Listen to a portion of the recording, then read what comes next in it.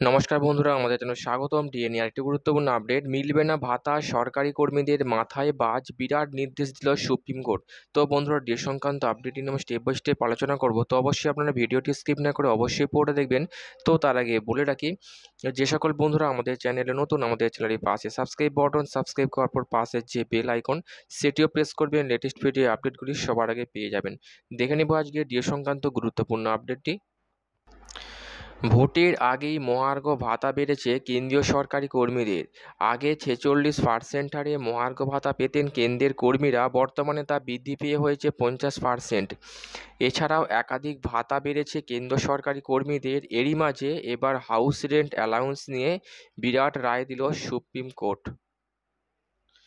অবসরপ্রাপ্ত সরকারি কর্মীদের জন্য বরাদ্দ হওয়ার আবাসনে বসবাসকারী কোনো সরকারি কর্মী হাউস রেন্ট অ্যালাউন্স পাবেন না বলে সাফ জানিয়ে দিল সুপ্রিম কোর্ট।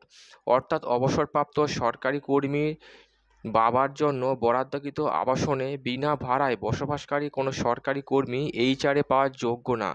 সম্প্রতি একটি মামলায় সুপ্রিম কোর্টের বিচারপতি বি.আর. গাভাই এবং সন্দীপ মেহতা এই নির্দেশ দেন।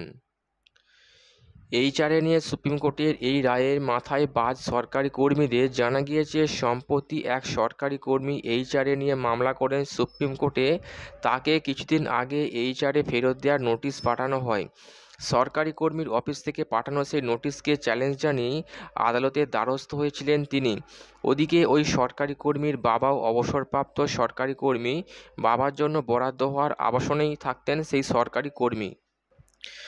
সুপ্রিম কোর্টে মামলা উঠলে জোরে ধাক্কা খান ওই কর্মী।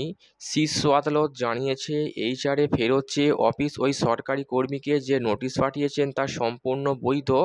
Jammu Kashmir civil services house rent allowance and city compensation allowance বিধি 1992 অনুযায়ী সেই নোটিশ পাঠানো হয়েছে ওই সরকারি কর্মীকে।